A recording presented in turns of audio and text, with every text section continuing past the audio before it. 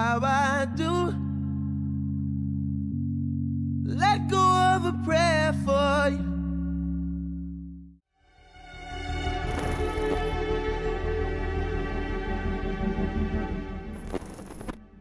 Hello everybody, my name is Rami, and today I'm going to be showing you guys how to create a point cloud and manipulate it into a 3D program that you want to use, such as Unreal Engine or Cinema 4D or Unity. As you saw in the beginning, I turned my neighborhood and my backyard into a 3D space and manipulated it with dynamic lighting, fog, volumetrics, different colors, whatever you want to do with it. This is also possible in video games if you can scan around the world through the theater mode like CSGO or Call of Duty. Okay, so the first thing you guys want to do is record a video of the area that you want to scan. So ideally you want a 4K camera, you want a wide angle lens, you just want to get as much information as possible and as much quality as possible into the video. So I'm trying to scan my backyard here. You want to slowly move around the backyard or the area and look around objects slowly and just make sure you cover the entire area. You know, you can be out here for 30 seconds. The video can be as long as you want. You basically just want clear frames of the area, just walking around like as if you were doing a 360 pan around every item that you want in. I'm shooting with a high shutter speed. That way when I move, I get crisp images each time. If you're at a low shutter speed, you know, it'll be blurry as you move. This is my front yard scan. As you can see, I'm 360ing around. I don't care to get the back shot of this brick here. I just get this angle right here, and I know that me doing this is going to scan all sides of this, and I'll get enough detail for that. As you can see, I'm going around every angle, every side that I want to capture. I'm pointing the camera at. So as you can see, I'm circling around these trees. I'm getting all three sides of this brick. I'm getting the right side of the car here. I come back around, I get more detail of the back of the car, the side of the car, front of the car. I circle around this just in case I wanted to use it for more detail. You know, the background of my car. This right here, I went too fast. You're definitely going to want to get you want to back up if you want to get shots like this. This isn't going to scan well right here, but stuff where you can kind of like you're evenly moving around an object, it's going to scan really well, and that's pretty much what you want to do. Here's another shot. I'm getting the rest of the neighborhood here. This is a really easy way to get a lot of detail. I'm scrubbing through fast, but I'm walking slow, and like I said, I'm shooting in 60 frames, so it's really crisp shots. And I walk around this car, I get all three sides of that because I don't want this side of the car. Getting the trees, getting the houses. It's pretty much going to track the camera. So as long as you get a smooth track circling around objects, you should be pretty good. Okay, so once you're done recording and you're happy with it, drag it into your editing program. I'm using After Effects. So basically what I'm going to do is I'm going to add some contrast here because I shot in log. You pretty much just want to make the footage crispy. You don't want it to be blurry at all. Maybe add some sharpening if you want. It'll be better when it scans into a point cloud. So I'm going to add some color and I'll be right back. Okay, so that's pretty good. I didn't make it too contrasted. I just like having a little bit of detail in the highlights, and the shadows are not completely black, but they're dark enough for the scanner to pretty much pick everything up and have it be different throughout the entire video. Also, quick note, don't add too much color or LUTs or color correction, whatever you're going to add. Just leave it pretty much how it would look like in real life with just a little bit more contrast, because you can add color in the 3D program. So once you're happy with it, go ahead and pre-comp the layer. I'm going to change the composition settings of the pre-comp and make the FPS 2. So this is a preference. I like 2 FPS. I think it's a sweet spot to have the video just kind of like bounce around everything, and it's going to pick up most of the clear frames. You don't want thousands of frames in this because that's just going to be too much. If you're walking at decent speed, kind of like have it how I have, where I'm walking around at decent speed and it's kind of cutting in between, like you're taking a picture and just walking around it pretty much.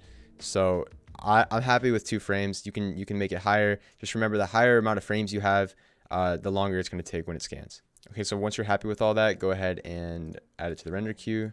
You go to output module, PNG sequence, JPEG sequence. If you're using another program, just export it as any image sequence you want.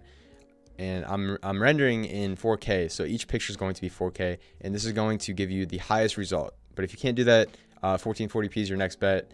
1080p is going to give you not as good quality scans as 4K would, and it's actually pretty significant. So I recommend taking the time if you're going to do this to render in 4K or 1440p. Okay, so everything's done rendering. I have about 400, 600 frames here, which is not too much. It's actually the amount you'd probably want for it not to last too long. And everything's 4K. It's pretty crispy quality. It's not too crazy. My lens isn't too sharp. The sharper the lens, the sharper the quality. Like I said, the better result. So you're going to want to download a program called Agisoft Metashape. I have the standard edition right here. It's going to work just fine. So go ahead and download that. Links in the description. Okay, so once you open up Agisoft, go ahead and go to Workflow, Add Photos, find your PNG sequence, and highlight them all from beginning to end, and go ahead and import them. Okay, so this is where you're going to turn your photos into a point scan. So this part really depends on how good your PC is. These are my settings. This is just giving you limits to how many points it creates and how detailed the actual scan is. Medium is pretty much the lowest you want to go. Usually defaulted, it's like this. You can go ahead, you can do that. These are, I forget what the defaults are for the key point limit and tile limit. If you want to have a result similar to mine, I would do numbers similar to what I have here. Don't go to high or highest. It's going to take you, and I'm not kidding, it's going to take you days to scan it, like actual days. So medium for me is probably going to take 15 minutes just to scan this, and changing it to high would actually change it to hours to days. So leave it on medium if you really don't care to wait 2 days, but the difference is not going to be that substantial. Really, it depends on your footage. So I would do these settings or lower. So go ahead and click OK once you have your images selected and your settings correct. And it's just going to go ahead and detect all the points. Okay, so you're probably gonna get an error saying the image didn't align correctly. Just say okay, and you're gonna come up with something like this, and you're gonna be like, what? This is not good. This is like not dense at all. This is not what you want. So you have to do one more step, and that's going to workflow, and you're gonna click build dense cloud. So I always leave this on medium. Like I said, if you go to high, it's going to take forever. This should be default, depth filtering mild. You definitely want to calculate point colors. And if you want to go high, you can. It's just gonna increase the time way more than you need to. Everything medium looks pretty good, so go ahead, do this on medium. Lower if your computer can't handle it, and just click OK. It should take about 10-15 minutes. Okay, so once it's done, it's probably going to tell you that everything didn't align correctly. Just click OK, and you can ignore that. You're probably going to notice nothing changed. You're going to want to click up here to dense cloud. So this is what it's going to look like more than likely in your 3D program when you import it. You can adjust the points here if there's some stuff flying around that you don't want. Like over here, if I don't want these points over here, just go to the freeform selection or the rectangle selection. Go ahead and highlight them. You can delete them. And you can do this with anywhere you want if your computer can't handle it or you just don't want them in the final result. Okay, so once you're happy with the result, go ahead and go to File, Export Points, and you can save it wherever you want. The file type, I like to save it in as ASCII points. It's readable by most programs. If you're using it in a different program, you might have to do something else. But I'm gonna, for this tutorial's sake, I'm gonna do ASCII points. Okay, and you're gonna want to make the source data dense cloud. I don't remember what the default is sparse. Just make sure it's on dense cloud, and save point colors is checked, and click OK. Okay, so for this tutorial, I'm gonna be using Unreal Engine. You can download it on the Epic Games launcher. I'm using version 4.241. You can also use Unity. They have it. There's a really good plugin that I'll link in the description for Unity. I just don't know how to use Unity, and it requires code and compiling and all that stuff, and I just haven't got into that. But there's a very powerful program for point clouds in Unity, so if you are familiar with that, I would recommend using that. Okay, so to use point clouds in Unreal Engine, you're going to need the LiDAR point cloud plugin. I'll link you to this website. You just click free download. Click download here, open Epic Games launcher, and it'll bring you to the page right here, and just click install to engine. Mine's already installed. Okay, so once you've installed Unreal Engine and the LiDAR point cloud plugin, go ahead and launch Unreal Engine. If it's your first time launching, it's going to take you a little bit, so just be patient with that. Okay, so once you're on the new project screen, go ahead and click Games, Next, Blank. You definitely want to make it blank, and click Next. So ray tracing needs to be disabled for this to work, and you can just leave everything else default. I'm going to go ahead and make this point tut and create project. Okay, so when it opens, it's going to say new plugins available. If it doesn't, go to edit plugins, and you're going to see installed here, and you're going to see the LiDAR point plugin. So go ahead and you're going to need to enable that before you do anything, and click restart now. Okay, so once you're back in, we can get started. So I'm gonna go ahead and delete all of the elements here in the project and import your ASCII file. So when you import, it's gonna recognize that you're importing a point cloud. Just go ahead and click import. It's gonna take a second to import. All right, so once it's done, you can go ahead and drag it onto your window. Okay, so the easiest way to move around in Unreal Engine is holding down right click and WASD. You can move around. Scrolling up and down increases and decreases your speed. Okay, so you're probably gonna notice that your point cloud is rotated incorrectly. So you can go ahead and click it in your layers and change the rotation down here in your transform properties. Go ahead and try to make it as flat as you want. If you don't want it flat, that's your choice, but I'm pretty happy with this result here. So as you can see, you are flying around your scan in a 3D space. Okay, so the LiDAR point cloud plugin gives you a few options to mess with your point cloud. So if you click on in your layers and scroll down to performance and appearance, you have your point budget. This just, it tells you right here, it determines the max amount of points visible on the screen. So if it's a little laggy on your computer, you can go ahead and turn this down, but it will change how it looks. You can also change the point size. I actually like making it just about where you can barely see through the points. So this is a little too small, but right here is pretty much where I like it, because when you get close, it just looks a lot more detailed. You can also change the color source. It's usually on data. This is basically taking the RGB data that it scanned in your point cloud. So this is pretty much what you want to have it as. Point shape, there's square and circle. Circle looks a little goofy to me, but if that's the effect you're going for, you can definitely do that. Okay, so if you are already familiar with Unreal Engine, you can probably take it from here and do whatever you want with this.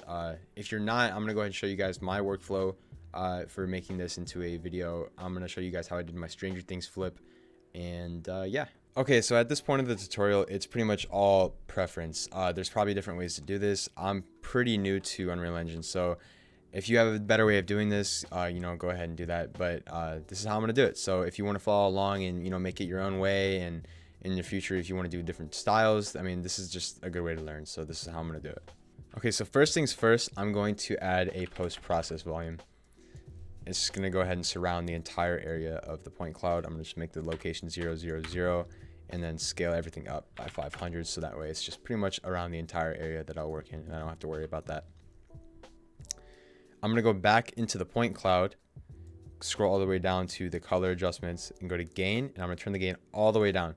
So this kind of looks a little more realistic to how it did in real life. The gain at 1 looks a little too bright. This kind of brings, it's a little blue color temp, but we can change that later. But this looks a little more realistic to how it did color-wise in real life. After I change the gain to 0, I'm gonna go back to the post-process volume. I'm gonna search exposure. I'm gonna check on min brightness and max brightness and make both of them 1. I'm also gonna search the GI and the indirect lighting intensity. I'm going to enable that. So this is pretty much just going to make your scene black or white. Not black or white, but it's just going to make this is the best way to adjust your lighting levels after you did everything else previously. Enabling the gain to 0 pretty much allows you to have dynamic lighting throughout the scene. When you add lights, there'll be shadows throughout the point clouds, and this is just going to this is like your fill light. So yeah, I'm going to leave this at 0.7 for now, just so I can see everything. I guess now I'll add some spotlights. So an issue that I've found with, I don't know if it's the plugin or is the fact that there's 14 million points in this project, but when you have a spotlight or actually any light and you make them show up, it kind of splits it in half. So really quick, before you have any problems with that, you want to change your source, what is it, the source radius, I think, way higher. So just make your source radius bigger than the cut there, and that'll fix the problem. So if you move your spotlight over to a point, you can see that they're not creating any shadows. So you want to go back to your point cloud, scroll down to shadows, and click cast shadows. So now it's going to cast the shadows, and it already looks really cool how it's you know, manipulating the world with the points and creating the shadows. So I'm gonna go ahead and create the rear lights like I did in the Stranger Things thing. So I'm gonna go ahead and change the lights to red. That's a decent rear light, red.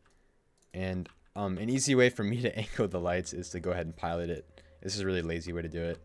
I'm just gonna go ahead and put it there. To rotate, just hit E. and you can rotate everything, and then back to W to change the location. Okay, so I like it right there. It's already looking pretty realistic. I'm gonna change the outer cone angle. Probably just rotate it a little more like that. That's looking a little better. You can change the distance for that. Like I said, guys, I am not a professional in Unreal Engine. I actually started using this program 3 days ago for my first time, so everything I learned is very recent. I'm sure, like I said, I'm sure there are way better ways to do this, and if you know those ways, just use those instead. But this is definitely a viable way to do this. I'm gonna go ahead and duplicate this light,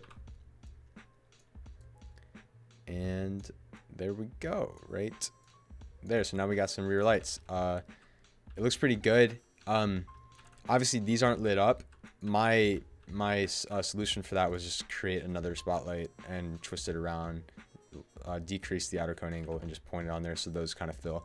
There is a way, I believe, with I don't have it enabled, but Niagara is a plugin add-on that's built into Unreal Engine. There's a way to turn these point clouds points into particles and select them individually. I have not got into that, and I'm sure it's really intensive. You can probably look into that to get more creative scans in here, and adjust colors and sizes of certain points in here, but I'm not going to get into that right now. I'm just going to show what I did for the Stranger Things flip. Okay, so the next type of light that I like using is the point light. These are kind of like these work for like lamps and like area lights pretty much. I'm just going to put these over this lamp right here, and again, you're going to have to up the source radius because for some reason they're glitched out in here. And there you go, just add some light. Change it to Kelvin if you wanted to make it more realistic, like street lamps and stuff. And there you go, and you can just Control C and V these. Okay, so before I add all the lights and finish up the scene, I'm going to show you guys really quickly how to make it a daylight scene instead of a night scene. So go ahead and search up directional light and drag it onto your scene. As you can see, there's already a shadow as if there's sun shining up from above. You can change the location of the shadows with the rotation, or the rotation here, and X and Y is pretty much Y and Z here. To make it seem like there's actual sun and atmosphere, look up, is it atmospheric fog? Yes, it's atmospheric fog, and already you have your atmosphere. But the big thing you want to do to see your sun and make the atmosphere more realistic, go to your directional light, search atmosphere, and check the fog sunlight. So now wherever your sun is, where is it? So whenever you change the rotation here, it's actually going to change the sun, and the shadows are correlated with it. So it's really realistic, and you can do anything you want with that. So I'm going to go back. I'm going to go ahead and finish the lighting throughout the scene. I'm going to add the headlights and all that, and I'll get back with you when I'm done. Okay, so I'm not going to go too crazy with this. I just added the front lights, the rear lights, and these 2 lamps here. Of course, I could have added way more in different places. I could have acted like there was a garage light right there, or some lights coming from the windows and whatnot. But I'm just going to leave it like this. So I'm going to show you guys really quickly how to add volumetrics to make this kind of like a dream state or a creepy night fog area. So go ahead and look up height fog. It's exponential height fog. Go ahead and drag it on. It looks already pretty good, but there's no volumetrics. So what you want to do is go to your exponential height fog, scroll down to volumetric, and go ahead and click check. And from here, you can just adjust your settings to how you like it.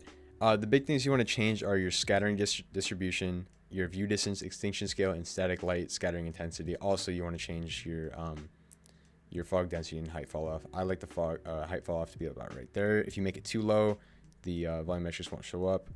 Or if you make it too high, they also won't show up. So I'm going to leave it like a 1.7. Change the fog density to like 0.04. So your scattering distribution, the higher it is, the brighter the actual source of the lights are. And it's also going to scatter them more. So the higher the number, like if it's right here, it's going to scatter them specifically where the light is. If it's all the way down, it's going to pretty much be all over the place. But I'm going to leave it around 0.7, 0.8.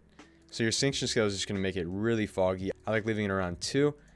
View distance, leave it all the way up, because if you're far back, they're not going to disappear. If you leave it down, it's going to look, if you leave it down, it's going to look really bad because it's just going to come into view like so. So just leave it all the way up. And then your scattering light intensity, pretty much what it says. Don't make it too bright. Just, it doesn't look good. I mean, if that's what you're going for, go ahead. But I'm going to leave it about right there. So you still see your volumetrics. There's a nice little glow around everything. Volumetrics there. It's really dream state like, and it just looks really nice. So there's that. So I'm not gonna add too much more. I'm gonna add a little skybox here, you know, BP sky sphere. You can add this and then change the sun height all the way down, and you have your stars. I changed the skybox. The other one should be a lot more clear with the stars. This one looks a little weird. But yeah, I mean, you can already see you have a really cool looking scene here, and it's literally what it looks like in real life. Other than the fact that I completely changed the environment, you know, and made it dark and made it night with fog and volumetrics and everything else. So now I'm going to show you guys how to make this into an actual video, and with cameras, FOV, camera movements, and motion blur and whatnot. So what we want to do is go to cinematics, add level sequence, name it whatever you want. I'm just going to name this main. Click save, and now you have a sequence here. So the absolute first thing you want to do is create a new camera. You can still move around this camera as you would originally in your viewer. So the FOV is a little too much, so I'm gonna go ahead and change the focal length a little wide. I just like high FOV. That's how I am. And also, real quick, I'm gonna increase the amount of frames in the sequence to like 1,000, just so I have more room to work with. This is a 30 FPS comp. I'm gonna change it to 24 just because it's more film-like. Obviously, you can do whatever you want. You can change the aspect ratio, the sensor size. The actual aspect ratio, I believe, is in the okay, yeah, the actual aspect ratio is in your when you finally go to render. So I'm not gonna do that right now. But I'm gonna leave it at 16:9 right now. And so to start keyframing your movements, go to frame 1 or frame 0. Go to transform, and so now wherever you are, you know, let's say I'm gonna start up here. So I'm gonna start looking up in the sky, and I'm just gonna click transform. So now as you can see, there's a keyframe created. So I'm gonna just click play and kind of like think in my head when I want the next camera to stop. So I'm just gonna click play. 1, 2, blah blah blah. Okay, that's long enough. I'm gonna come down. E and Q raises your height. I'm just gonna come down here, and I'm just gonna come right here, and then keyframe again. So as you can see, it's just gonna go play, boom, and then I'm gonna go later on. I want it to just keep going up here, maybe do that, a little of that, get right in front of the lights or something like that. So I'm actually gonna spread these out. It's a little too fast. I just wanted to slow down a little bit. I'm gonna spread them out equally. So that's a nice little camera movement there. Come down, and it already turns it into a Bezier. So really smooth camera movements already. And if you're familiar with graph editing from After Effects or whatever you graph edit in, you can highlight them, go to graph editor, transform, and you have all your stuff here. You got your location, your rotation scale. Rotation is really nice if you want to change where you're looking, so left and right. You can change that if you want it over here, and it actually is a really easy way to, you know, smooth up your camera movements. But it was actually pretty good already, so I'm not going to change anything. I actually like how it was. So I'm just going to literally leave my camera movement like that and call it done there. So before you do anything else, though, I'm going to go back to my post-process volume and add some bloom. I like bloom. Just not too much, just a little bit. And then next, I'm going to go to chromatic aberration. For some reason, I really like Unreal Engine's chromatic aberration built in. Just make it on the edges. It looks pretty nice there. It kind of gives it that creepy vibe on the sides there. I'm also going to turn down the shadows, the gain on the shadows. I think it's a little too gray. I'm just going to make them a little more black like that. That way I have a little more room to edit in After Effects for color grading. So I'm pretty happy. I'm pretty happy with this. Some quick things I want to note while you're making your scene. If you accidentally go out of it, to get back into your camera movements, go ahead and click on the lock cine camera actor from viewport, and you can come back into it and view it where it is. And then to go back out of it, you can do that. So, okay, so one more thing I'm going to do is go back to the camera here, and what I did for all the other shots is I started off with a really zoomed in focal length, and then when it just pans down, it comes out. So I'm just going to keyframe that just like that. So now it just starts zoomed in and comes down to reveal everything with a wider focal length. So yeah, just like that. I'm pretty happy with how this looks. One quick thing, you want to set your frame out. So just, you know, cut it off right there at 312, just so it doesn't render more than you need to. Another thing I forgot to tell you guys, make sure your camera cuts are, if it's one fluid camera movement, make sure it's all the way to the end. That way it doesn't stop mid-render. If it stops halfway through, it's gonna it's gonna cut out of your camera view. So make sure that's all the way in. To render, you're gonna go to render this movie to video or image frame sequence. I'm gonna do an AVI and I'm not gonna compress it. The file is going to be huge. Just letting you guys know, it is going to be huge. So be careful, or just know that you're gonna it's going to write like 30 gigabytes, 40 gigabytes if you don't compress it. If you compress it, it's going to be a lot smaller. I'm also rendering in 4K. So you can also render in custom render passes like scene depth if you want depth map. I'm not going to add any DOF in here right now, but because it's such a wide focal length. So I'm just going to go ahead and render it as an AVI just like that and click capture movie. Okay, now that it's finished, this is what it looks like.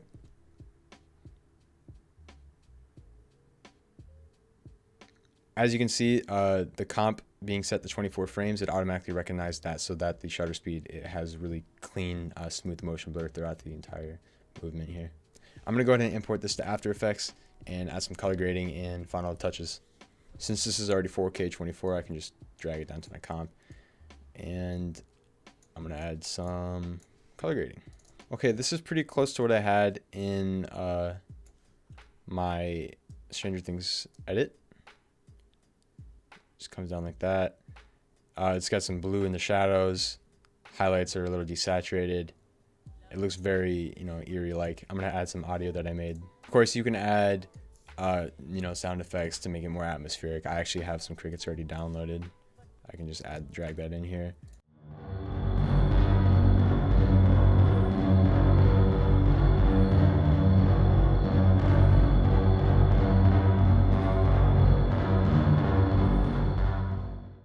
Alright, so I hope you guys enjoyed the tutorial. Again, my apologies. This is my first tutorial ever, and I probably talked way too fast throughout this entire thing. But hopefully I helped you guys out, and you can apply this to anywhere you want. If you were just recording out in your backyard, or if you want to record this in a video game like Call of Duty or CSGO, if you apply the same concepts and the same method, you can get a similar result and do whatever you want with it. So yeah, guys, thanks for watching, and I'll see you guys later. Also follow me on Instagram and Twitter.